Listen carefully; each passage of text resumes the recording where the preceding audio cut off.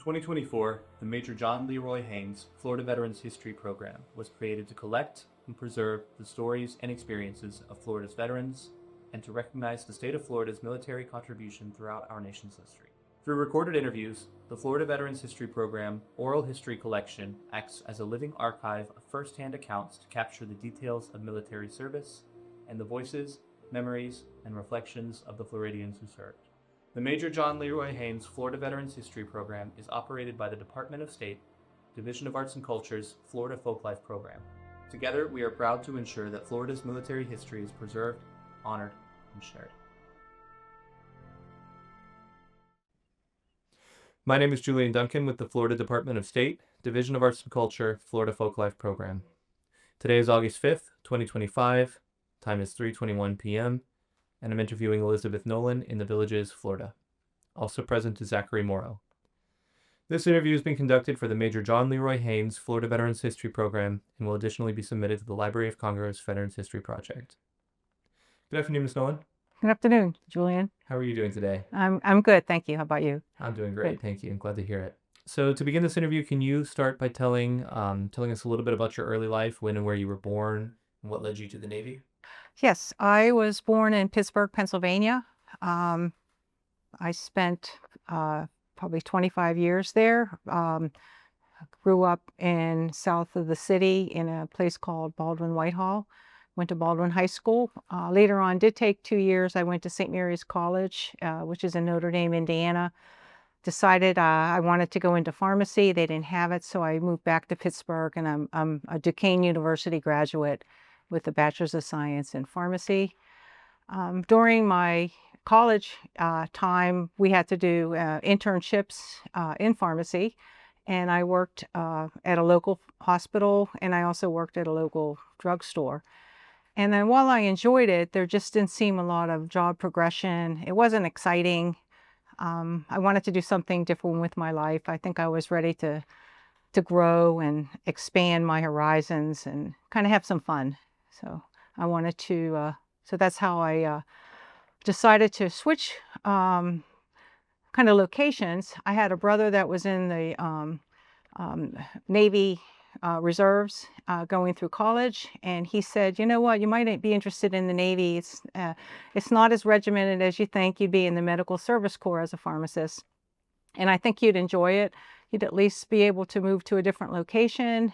You'd meet new people, and there is a lot of job progression and a lot of fun. So why don't we go down to the recruiter and see if there's any openings available? And so I went to the recruiter in Pittsburgh, applied for the Air Force and the Navy accepted me. So then I had to make a decision, you know, that is in life. You know, I wanted to make the decision, and then all of a sudden I had to make the decision. It was more of a dream before, now it's a reality. And I thought, you know what, nothing ventured, nothing gained. If anything, I can grow as a leader, as a manager, as a person. And they offered me a position in Philadelphia, which is only about 6 hours from Pittsburgh, which was nice. And I still wasn't ready to sign the dotted line. So Jim, my brother, and I made a trip to Philadelphia. I spent the weekend with the pharmacist, and then the rest is history. I decided to sign. I packed all my belongings in my Mustang. That's all I had at the time. And I drove to Philadelphia. I found this 1-bedroom apartment, and I just started my career in 1979 as a staff pharmacist. So, a pharmacy position in the Navy, is that a direct commission? Is that an OCS commission? It's a direct commission. Okay. Because I already had a degree, so they commissioned me. I came in as an ensign. Okay, great. Can you talk a little bit about your early days as a new ensign in pharmacy and your first duty station and kind of what your day-to-day was like? Sure.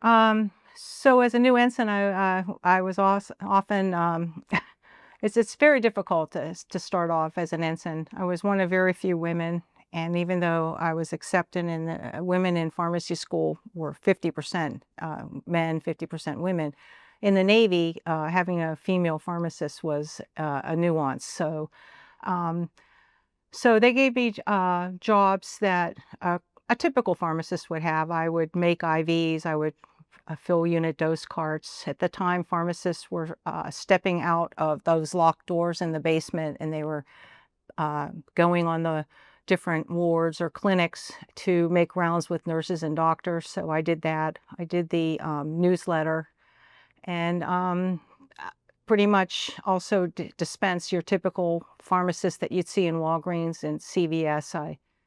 We filled thousands of prescriptions in the military, all the military, and especially in Philadelphia. So I did just about everything. And so it was a great experience because I was not only a pharmacist, I was able to manage men and women that were junior to me. And I also had senior enlisted officers that took care of me, and they helped me grow as an officer. So after a few months, I was promoted to Lieutenant JG.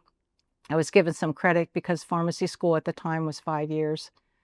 And I would say at that time I was pretty much 80% pharmacist, 20% manager.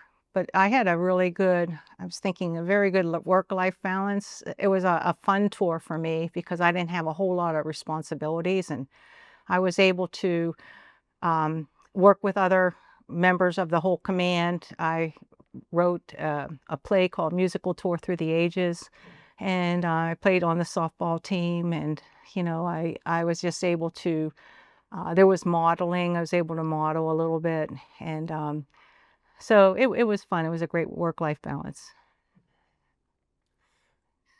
That 80-20 comparison is really interesting to me. 80% Oh yeah. pharmacy work and 20% management.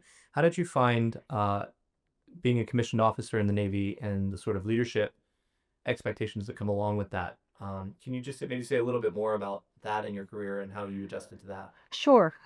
It actually took me a while to adjust to that because my first and second tours, my second tour was at the branch clinic Treasure Island, which is a clinic of the Naval Hospital, Oakland, California.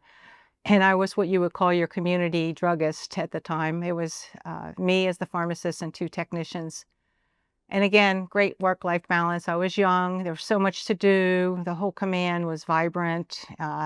Everyone was pretty much the same age, pretty much athletic, focused on their work, but focused on patients. But they not only worked hard while they were on duty, but they also played hard after work was over. So again, a great work-life balance. But at that time, because I was the pharmacist, I was probably more into, I would say, 40 to 50% management.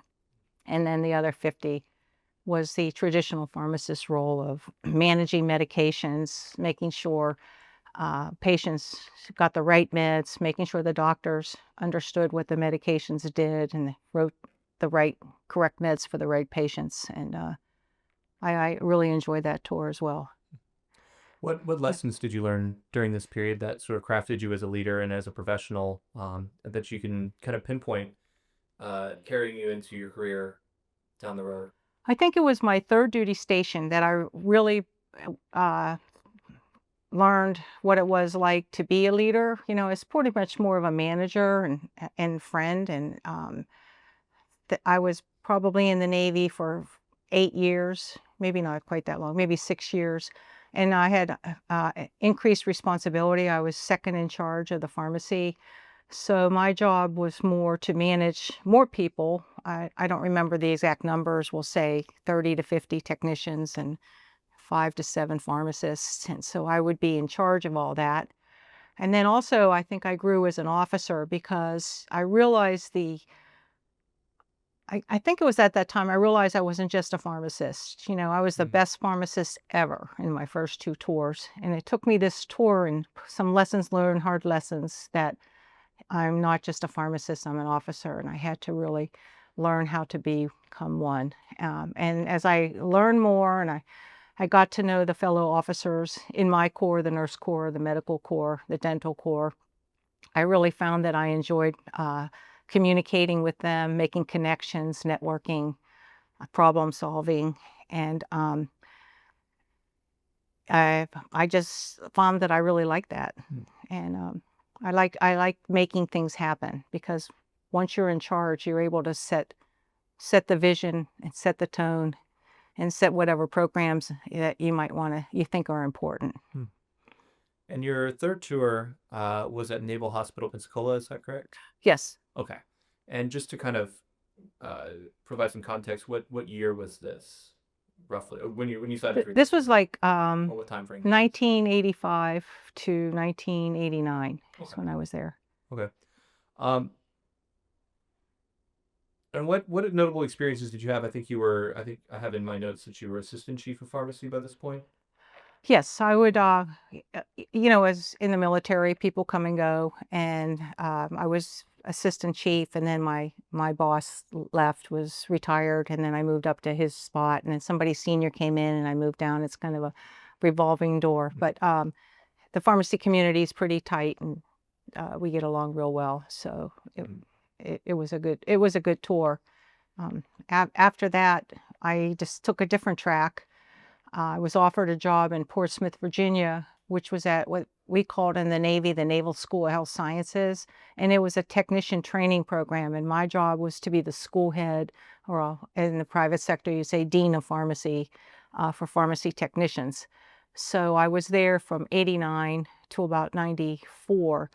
And at that time, I managed the pharmacy program. That was during Desert Storm, so there was an op tempo during that time. We usually had 4 programs, classes a year. We had 6 those years because my job was to teach the technicians how to be a pharmacy tech and then send them overseas. I also learned at that time what the other schools did, and at that, and I was at the point too. I really wanted more responsibility, and I wanted to.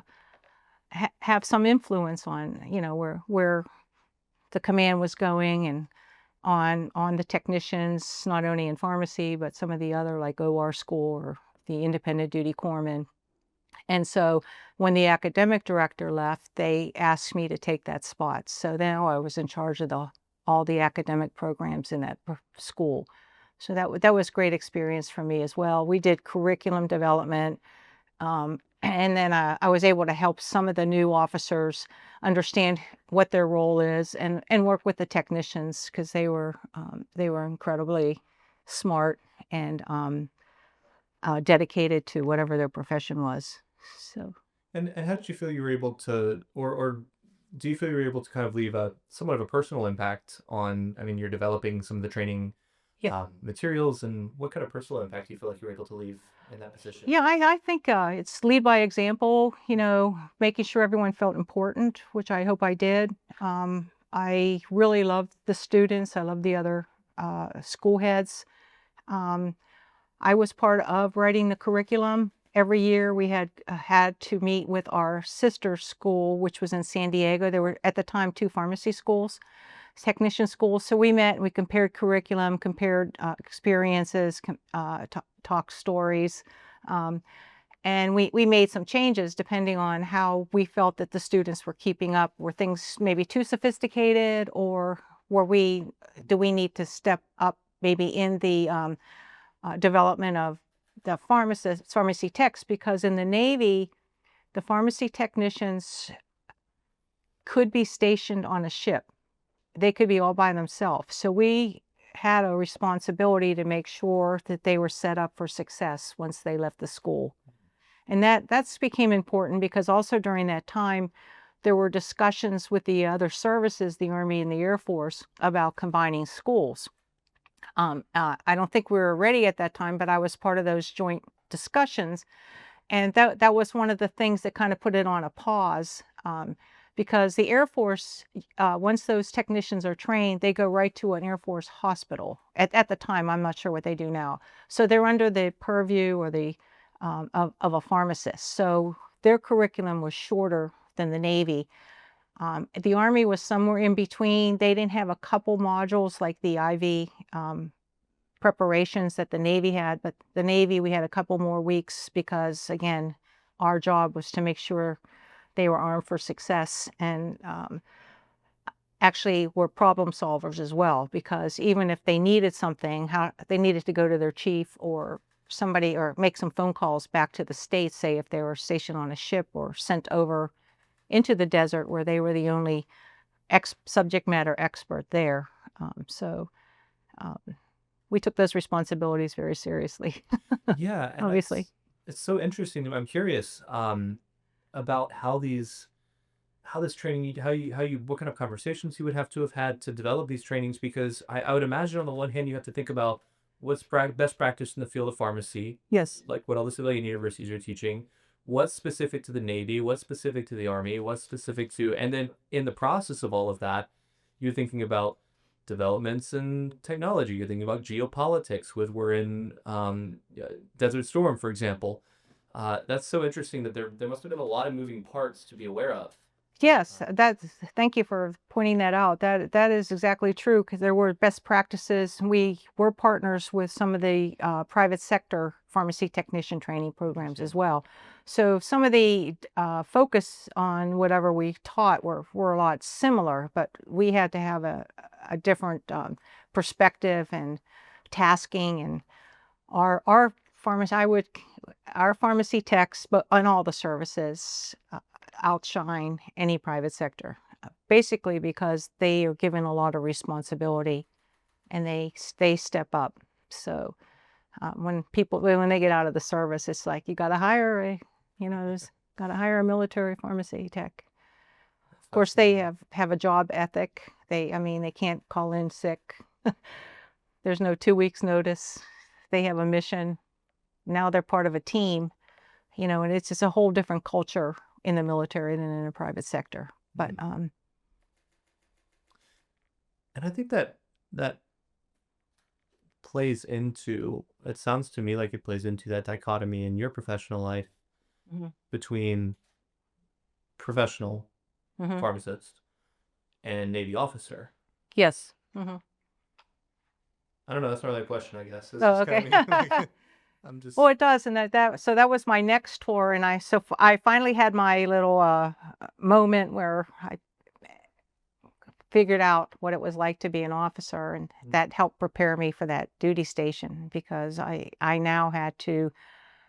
My mission was to make sure they lived up to their part of the mission. And in order to save lives, I always tell people our job is to save lives, and make sure the meds were where they needed to be at the time, and make sure we had the skill set if we had to do any kind of compounding out there, or we knew what the medications were. So say if something wasn't available, we could tell the doctor what appropriate substitute would be. So, and then we had the supply chain management that we had to understand so we had to make sure that we ordered the medications, routinely, as needed. We had a just-in-time inventory, but overseas it's a little different. There's not really any just-in-time.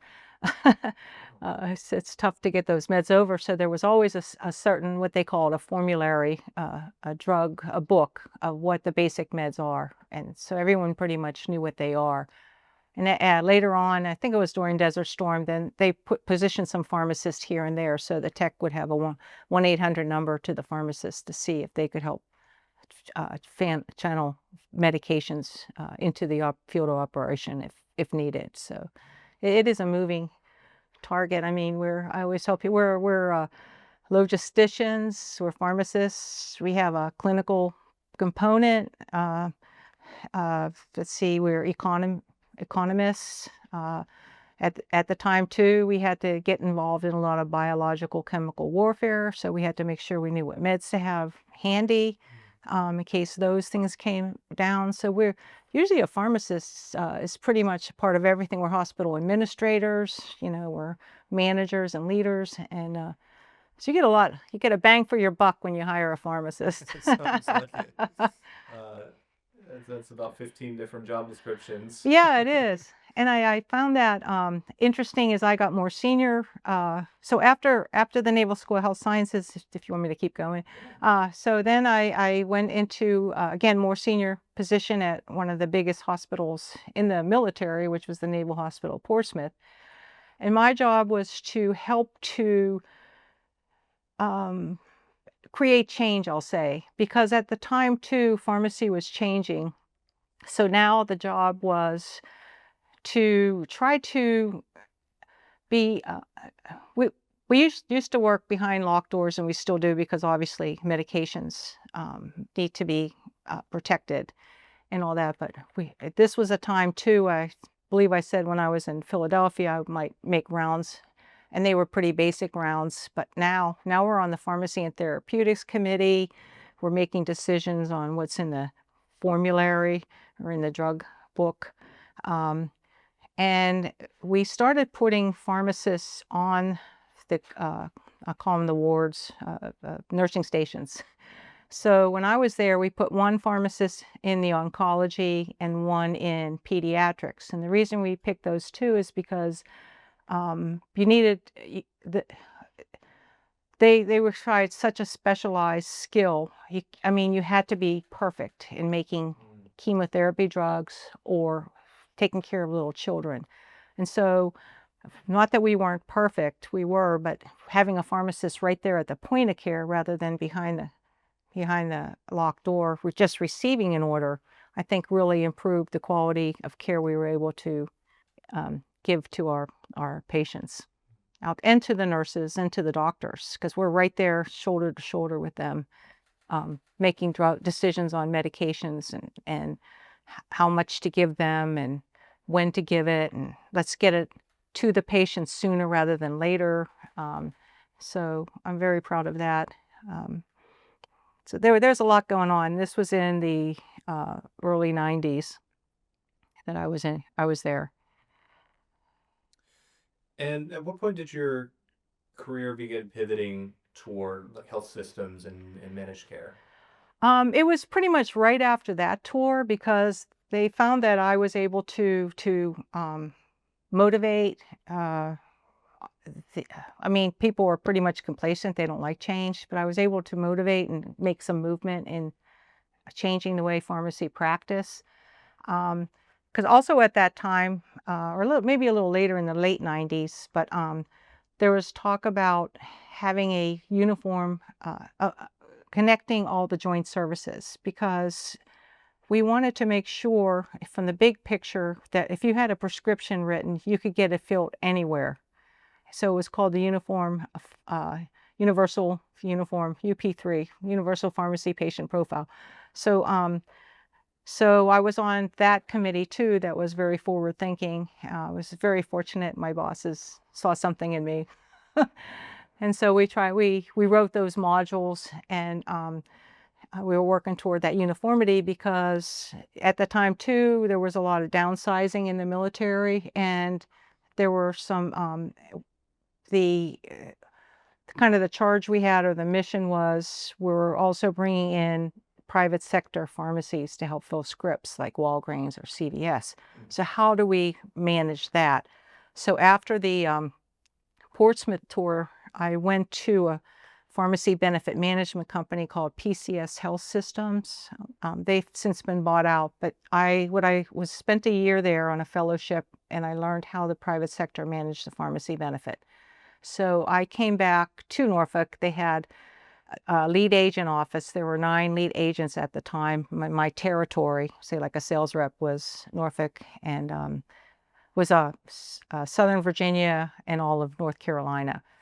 So I was in a joint service tour at that time, and that was so now I went through the change, and life was tough actually for a while, and now I'm back into the kind of the fun side, where I was a commander at the time, so I traveled a lot, visited the Navy, Army, Air Force, and we got along real well, and we tried to work through all the different formulas, because still at that time, the finance piece was never put into place. So the Navy paid for Navy pharmacy, the Army paid for Army, and the Air Force came to Air Force. So if I'm an Air Force person and I need a specialist and I get sent to the Navy hospital and they write drugs that are very expensive, and of course I live near my Air Force pharmacy, I want to get it filled there. Well, they're like, I'm not going to fill that drug. I don't have the money for it. So that was also another, call it a Rubik's Cube, another little obstacle out there that we had to kind of manage, and we did. I mean, it took a while, because so first of all, we had to get standardization, and so people pretty much came on board. It takes a while, like I said, to make change, so they came on board. And then after that, I went to the Bureau of Medicine and Surgery, which is the headquarters of the Navy Surgeon General. And that's where I was able to make the biggest impact, because we actually, if you know the benefit today, we were right at the beginning of that benefit. And we still worked through the finance thing, and it wasn't really until after I left, probably in I left in 2005, maybe 6 or 7. Finally, the comptrollers and all that figured out, maybe we need to really change the way we look at how we manage the money, and let's just have a big pot, because comptrollers would be graded as to how they manage their money. Well, they only manage the supply side.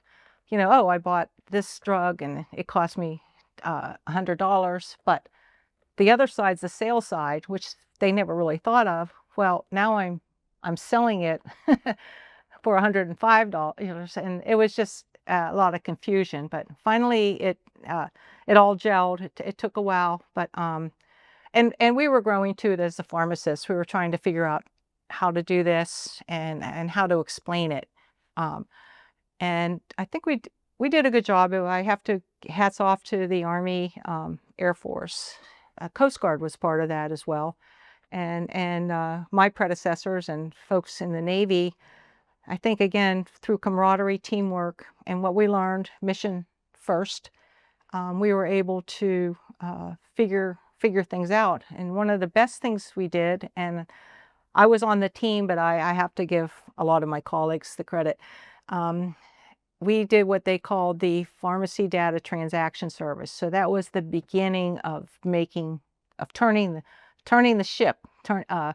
What that did is that captured, it was a safety transaction service first, but it was also had a financial tail. And the bean counters or comptrollers loved it, because they were able to capture exactly where the money was being spent and how it was being spent in universally, rather than by military treatment facility. So that was helpful to everybody, and they were able to move money around, because the comptrollers and the pharmacists, we don't spend the money. It's the doctors and the nurse practitioners that do. They're the ones that write the scripts. And so the supply officers try to accommodate, the pharmacists try to accommodate, and then the finance people try to help us figure out financially how we can make this work. So that was another kind of exciting part. Plus, I went up there after 9/11, and so we had to work through some of that too. What did that look like? It was pretty much shell shock. Everyone was in, just a state of flux, but it wasn't too bad, But you could see, because visually, Bureau of Medicine and Surgery is in Washington, D.C., and it's not that far from the Pentagon. So you were able to visually kind of have the impact. So it was very impactful. But people very much came together, and they did what they needed to do. So, and we then had to, another job would be personnel. So we then had to decide, what do the pharmacists need to do? Because now really the role of the pharmacist is changing. And it used to be where pharmacy techs were pretty much on the front line in the field of operation. Well, now the medications were becoming more complicated. There was many more medications than years back. And the supply chain needed somebody that understood the system and was friends with the networking part, could work the networking part, pick up the phone, maybe have a little bit more influence over a speed of operation or what they needed, or if they couldn't get what they wanted, they had the knowledge and skill set to recommend another source or another alternative. And that was when we talked about before, about the role of the pharmacist, I believe now everything seems to have settled out, but I really had a tough time convincing people that I wasn't there as a clinician. I was there as a manager and leader of this millions of dollars in drugs that are out there. And then also in a joint tour, I was there to make sure that we moved forward together with this formulary, whatever the business practices would be. So that, again, we go back to um, um, one of our anyone who is entitled to getting the pharmacy benefit could get the same benefit regardless of where he and she entered the point of care. I'm curious about something that I wonder if you could speak to, because you talked about the field of pharmacy is undergoing changes. Mm-hmm. The military is trying to implement a more streamlined approach to the financial side of it, to the managed care side of it. And at the same time, you brought up 9/11, and between 9/11 and 2005, of course, we become involved in two wars simultaneously. And how did that play into? And I'm just thinking about what we talked about earlier with the Gulf War and the logistics behind that. Mm-hmm. As all of this is going on kind of at the same time, how does the geopolitical situation affect your job and your day-to-day life, really? Well, a lot of my job too was overseeing things and being the subject matter expert. So I again, being more senior too, you have doors are open to you a little more. So I knew a lot of folks in the supply side of the business. So I was able to meet with them every so often and work with them, being an information passer to them, and then they in turn back to us. Um, and they had their own special formulary for the field of operation, where we pretty much had an open formulary in CONUS and some of the other operating bases that were not in the war zone, I guess, combat zone. I don't know. So what else would you like to know on that? But I mean, it was just like I said, the biological, chemical, same as Desert Storm. Just they always needed the pharmacist to sit in and help give whatever information they needed or go research and come back. And then working with we had the Defense Health Services standing up there. They were fairly young at the time, so where did they fit in to the Army, Navy, Air Force? Because we pretty much controlled everything, our own service. So now we had to kind of figure out how we're going to work together and who's going to be in charge, and so that was interesting. And then internally, a lot of times the reason they put a pharmacist at the bureau was a lot of times people would make decisions on pharmacy, and then the pharmacist would have to undo them. Because everyone thinks they know how to run the pharmacy, and you just need to know the business. For example, people might say, well, I need to okay, we want to make we want you to fill a script quicker, so maybe you want to fill it within 20 minutes. And so that's fine. And then somebody says, okay, well, we'll put a pharmacist there and that'll get it going. Well, if you put a pharmacist there, then the pharmacist will start talking and the technicians are better at inputting information and whatever. So then all of a sudden the wait time goes up.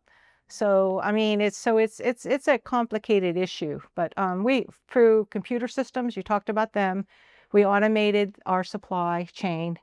If you go to military pharmacies now, everything's automated pretty much.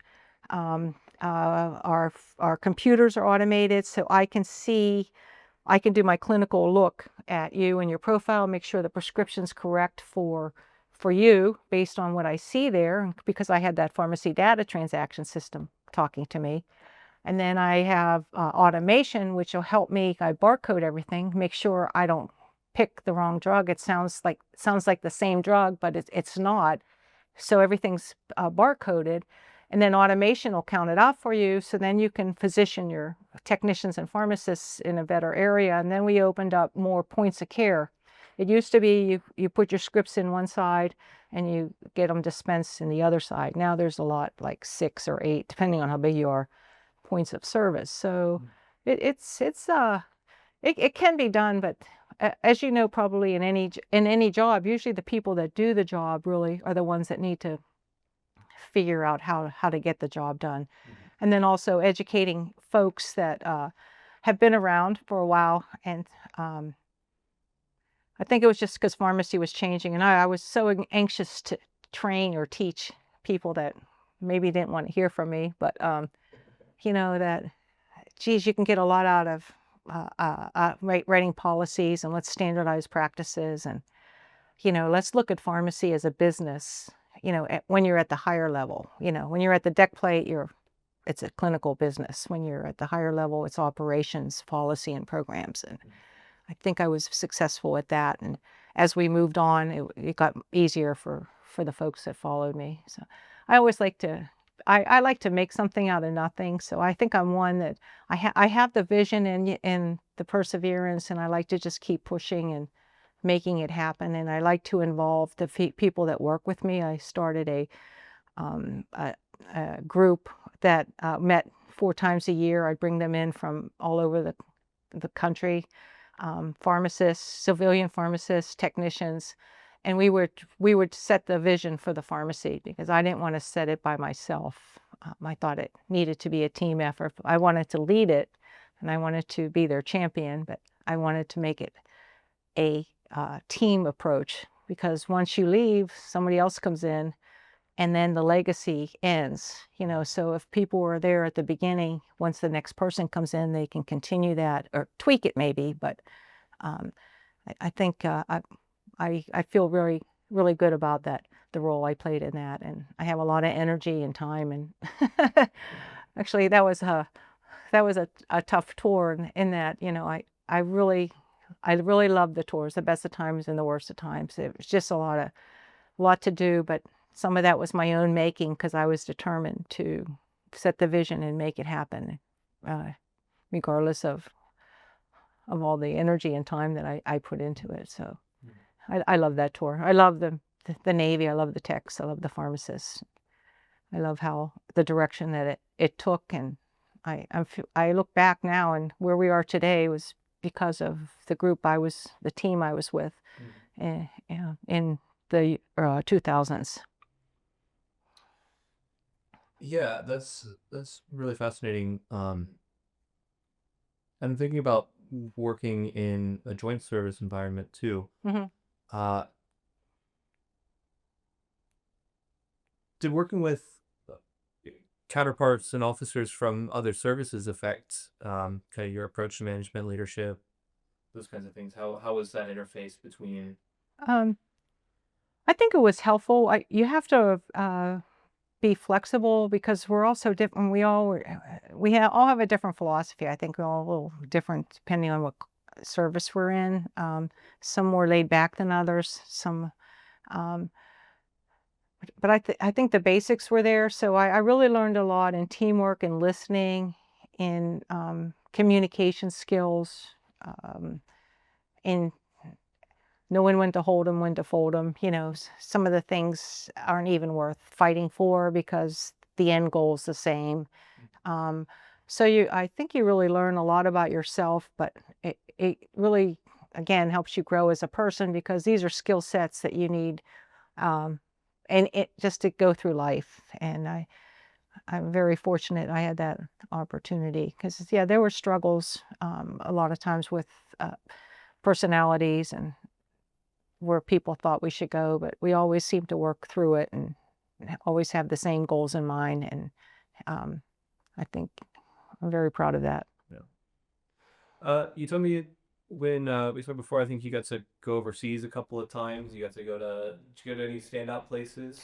I don't. Most of my overseas, I have to admit, have been more as a private citizen than in the military. At one point, like at the year 12 or 15, I was offered Guam, but I was also offered the Naval School of Health Sciences. And so I chose the schoolhouse, because it just gave me just a different thing to do, rather than, the traditional clinical pharmacist. Now I was a teacher, and I was able to try to figure out what needed to be taught, how to write the curriculum, how to best teach the students. And it just gave me a whole different perspective. So I think I made the right choice. Okay. So how did your Navy career, how was your transition from the Navy and the civilian career, and how did your Navy experience translate into civilian work? Well, I took some time off. I at one time was going to do like my predecessors did and go right into a heavy duty job with industry. But I had a lot of friends that suggested I just take time, settle in, enjoy retirement, get to know your family again, do some travel.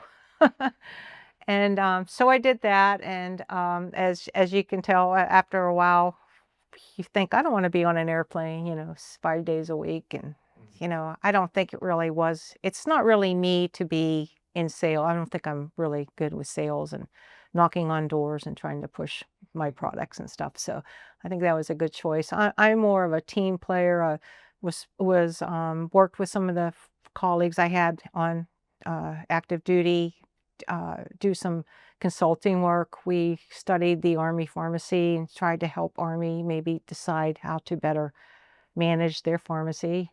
I also worked with a professional organization, put on their annual pharmacy symposium. They partnered with the Joint Services when I was on active duty, so I knew all the players there. So what I did is I reviewed the PowerPoint presentations and helped the accreditation piece get accredited, so that when the pharmacists would go to these education seminars, they had to keep up their license. So if it's not accredited, then they don't go, and then they lose their license. And so I helped to keep that part of the business going.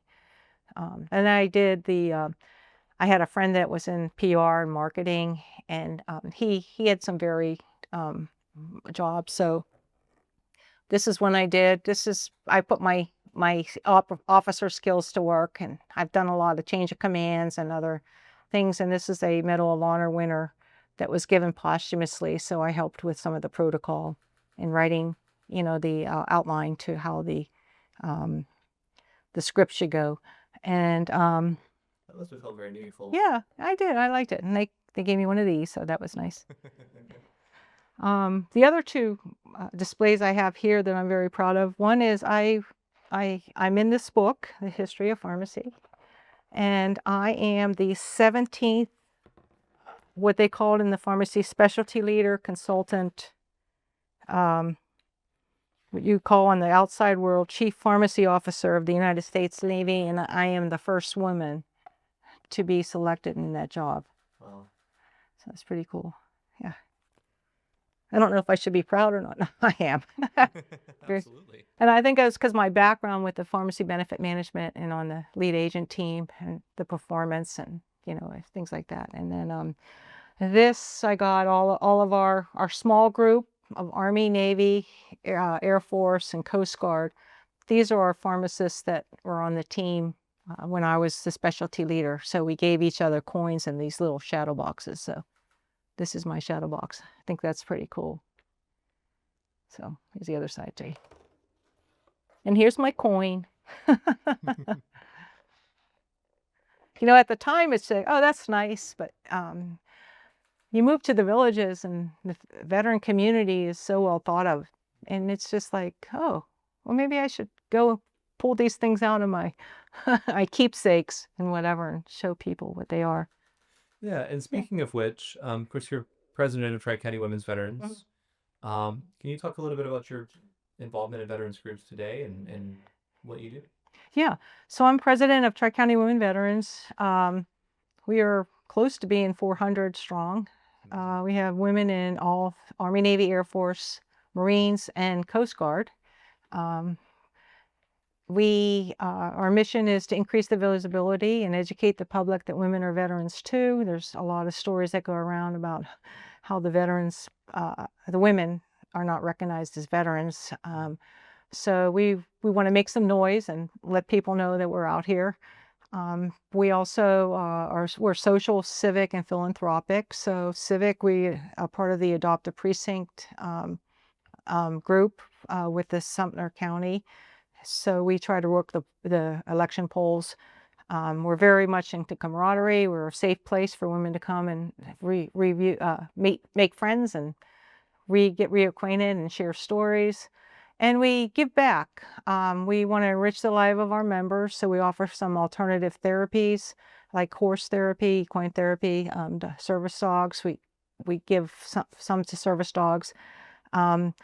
we just started a partnership with a group called Sheroes on the Water. So these are all like places people can go to just regroup, de-stress, get mindful.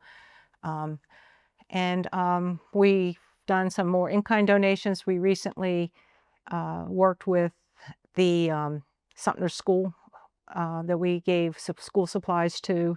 We've worked with a group called Project SOS, which takes care of veterans in the forest. We've given Christmas gifts and Christmas parties, and these are kids for the children that probably would not have had a Christmas had we not been there.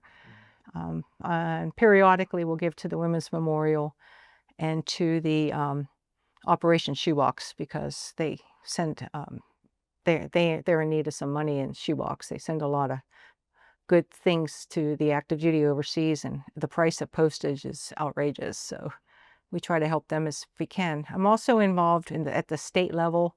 I'm part of the Veterans Federal Women Advisory Council, Florida Women Advisory Council, and that meets quarterly. It's run from Tallahassee. We have a women veteran program manager there. So we have 4 sections: homelessness, we're looking at policy, communications, and nursing homes. And I'm the chairman of the nursing home committee as well. So I've gone out with my team and we visited local state nursing homes, trying to get a feel for, are they ready to accept women in the future? Because at the time, you figure the women now are like in the 70s, 80s, which means they were probably in during the 50s, 60s, and only 2% of the military was women.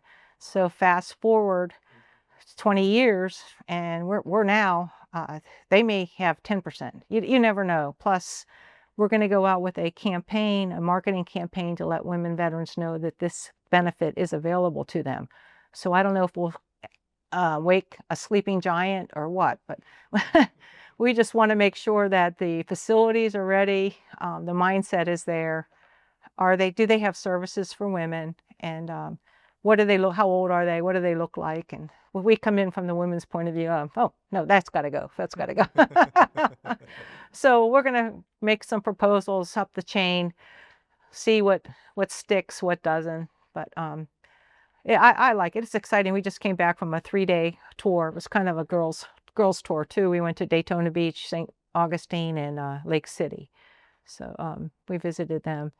We've also been to Land O'Lakes, Orlando, and Port St. Lucie. So I think we're ready to probably make some proposals up the chain so they can then budget for either construction changes or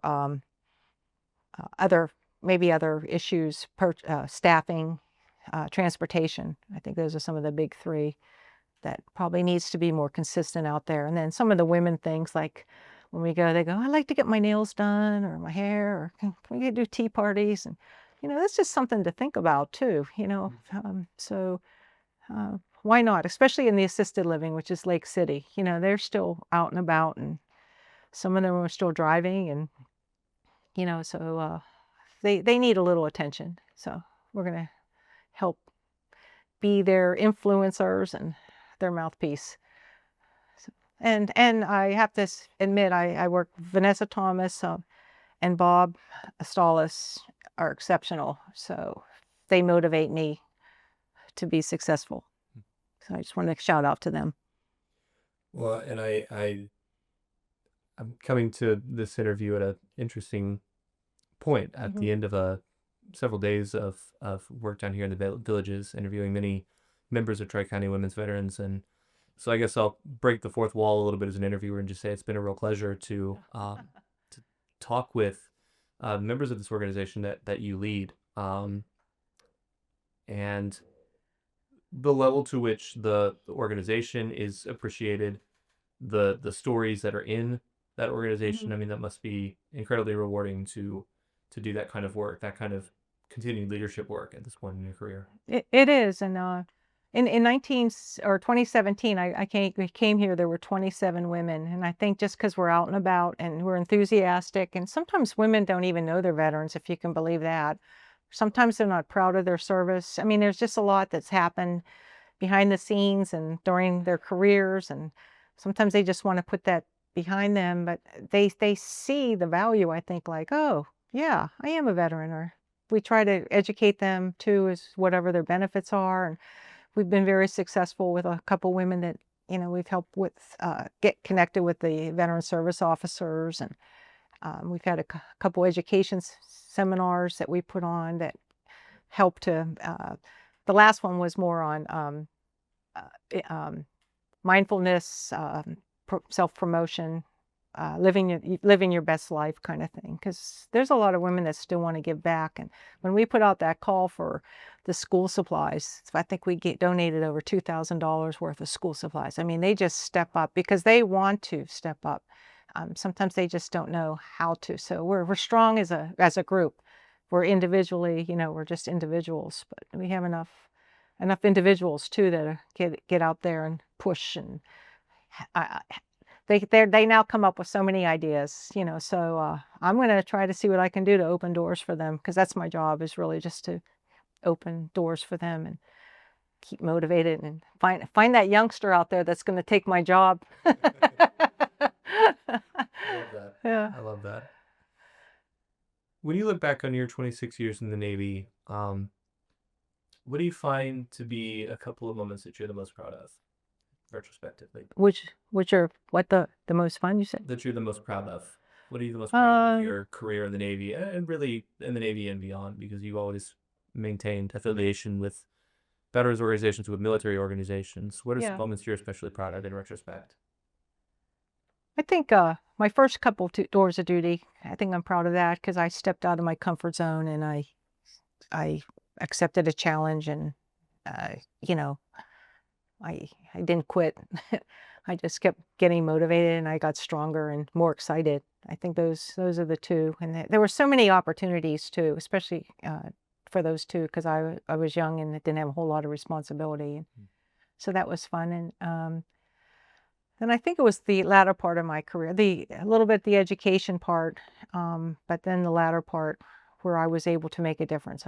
I was able to be part on the team, on the decision making decisions on the future of pharmacy, not the DoD pharmacy, on behalf of not only the services but all the beneficiaries, the children, the wives, husbands that use it. And I'm very proud of that. What advice would you give to young people, especially the young women, Oh yeah. who are either considering or currently serving in the military? I would say take a chance, go in the military. There's so much the military offers, depending on where you are in life. If you come in right out of high school, you get, well, first of all, the military takes care of you.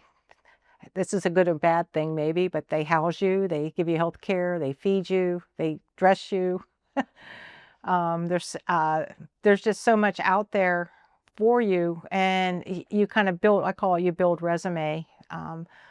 So even if you just want to get experience for 3 years and you get out, you have the GI Bill. So so that's a way to get an education. It's also a way to get out of maybe whatever family situations you're in, or maybe you're just tired of the small town or the big city that you live in and you want to try something new. But I think on the other side, from the officer point of view, it's really the same thing, because we're all the same.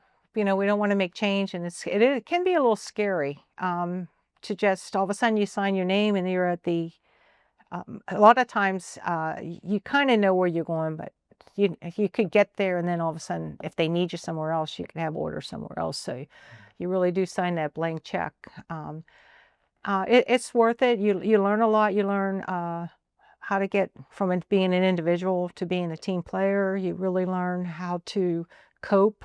You learn how to get along with people, because all of a sudden you're probably in a neighborhood where you all kind of think alike, and now you're with people from all over the country that have different backgrounds. So you learn how to adjust and accommodate. You learn a work ethic. If you don't show up for work, you're in the captain's office or something. So you learn how to, I guess, get a purpose and a passion. I think that's one of my things, purpose and passion. And you just really grow as a person. And I think the other thing is we get so spoiled in this country.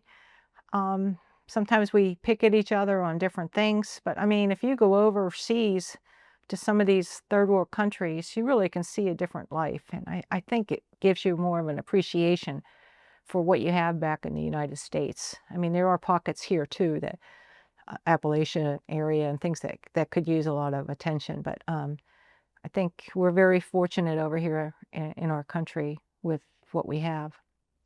And so I think it gives you that appreciation. Also, from a woman's point of view, it gives you that as well. You hear these stories about women in Turkey or some of these other countries over there and how they treat women. And so I think that's an adjustment some of the women make too, and that breeds a lot of fun and kind of crazy stories that they come back with. So I don't have that experience, and I was not sent to Desert Storm, or at that time they started putting pharmacists on the hospital ships, and I was in Portsmouth and they were from San Diego and Bethesda. So I didn't have that opportunity, but I would have jumped at that if I had that chance. I think that was a fantastic answer. Couldn't agree more with many points that you made. Is there anything in this interview that we have not covered that you would like to talk about? I can't think of anything. I really enjoyed talking. I hope I didn't talk too much. No, I very much enjoyed this conversation. Thank you. Well, I'll say with that, thank you for your time and thank you for your service. Okay, thank you so much. Appreciate it.